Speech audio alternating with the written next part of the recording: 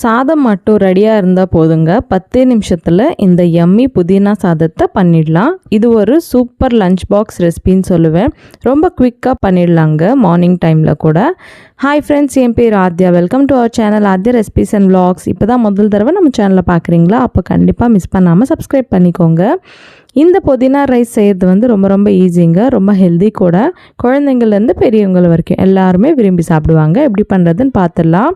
இதுக்காக ப்ரெஷர் குக்கரில் நான் ஒரு கிளாஸ் அளவுக்கு பாஸ்மதி ரைஸை ஆட் பண்ணிவிட்டு அதில் தண்ணி ஊற்றிட்டு 2 வாட்டி நல்லா வாஷ் பண்ணிட்டேன்.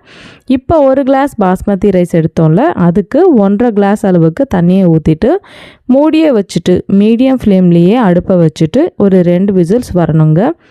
2 விசில்ஸ் வந்தால் போதும். ஸ்டவ் ஆஃப் பண்ணிவிட்டு ப்ரெஷரெல்லாம் போனதுக்கப்புறம் மூடியை எடுத்திங்கன்னா சாதம் நல்லா உதிரியாக வெந்துடும். இந்த சாதத்தை ஒரு பிளேட்டுக்கு மாற்றிக்கலாம். இது கொஞ்சம் ஆறனா நல்லா இருக்குங்க.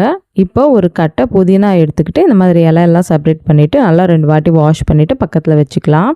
இதுக்கப்புறம் மிக்சர் ஜார் எடுத்துகிட்டு ஒரு 5-6 பச்சை மிளகா, ஒரு சின்ன சைஸு இஞ்சி, ஒரு 5-6 பூண்டு தோலெல்லாம் எடுத்துகிட்டு போட்டுருங்க.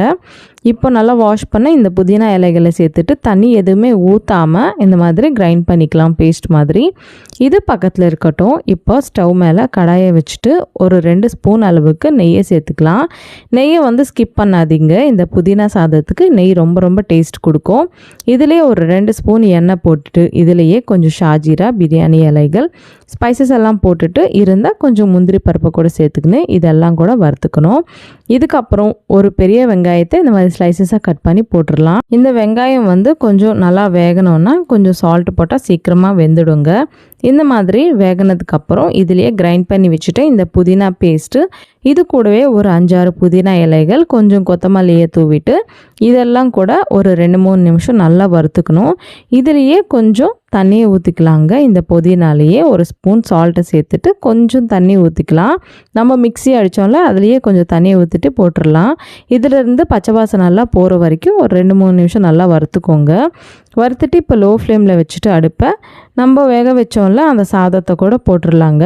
போட்டுட்டு நல்லா மிக்ஸ் பண்ணிக்கணும். உங்களுக்கு சால்ட் ஏதாவது பத்தலைன்னா இதெல்லாம் மிக்ஸ் பண்ணிவிட்டு ஒரு வாட்டி டேஸ்ட் பார்த்து சால்ட்டு அட்ஜஸ்ட் பண்ணிவிட்டு லாஸ்ட்டில் கொஞ்சம் புதினா இலைகள், கொத்தமல்லியை தூவிட்டா ரொம்ப ரொம்ப டேஸ்டியாக இருக்கிற புதினா சாதம் ரெடி ஆயிடுச்சுங்க. இந்த மாதிரி பண்ணி உங்கள் குழந்தைங்களுக்கு லஞ்ச் பாக்ஸ் பேக் பண்ணி கொடுங்க. லஞ்ச் பாக்ஸ் காலியாக வரும். ஏன்னா அவ்வளோ டேஸ்டியாக இருக்கும். ஒரு சாதம் கூட மீதி இருக்காமல் சாப்பிட்ருவாங்க. இந்த ரெசிபியை நீங்களும் கண்டிப்பாக ட்ரை பண்ணுங்கள். ட்ரை பண்ணிவிட்டு உங்களுக்கு எப்படி இருந்தது எனக்கு கமெண்ட்டில் சொல்லுங்கள். இன்னும் நம்ம சேனலில் புளி சாதம், தக்காளி சாதம், வெண்பொங்கல் இந்த மாதிரி ரெசிபிஸ் எல்லாம் இருக்குது. அதோட லிங்க்ஸ் எல்லாம் இந்த வீடியோ டிஸ்கிரிப்ஷனில் கொடுக்குற, கண்டிப்பாக பாருங்கள். இந்த வீடியோ உங்களுக்கு பிடிச்சிருக்குன்னு நம்புகிறேன். பிடிச்சா கண்டிப்பாக லைக் பண்ணுங்கள். உங்கள் ஃப்ரெண்ட்ஸ் அண்ட் ஃபேமிலிக்கு கூட ஷேர் பண்ணுங்கள். இந்த மாதிரி நிறைய இன்ட்ரெஸ்டிங்கான ரெசிபிஸ் பார்க்கணுன்னா நம்ம சேனலை சப்ஸ்கிரைப் பண்ணிக்கோங்க.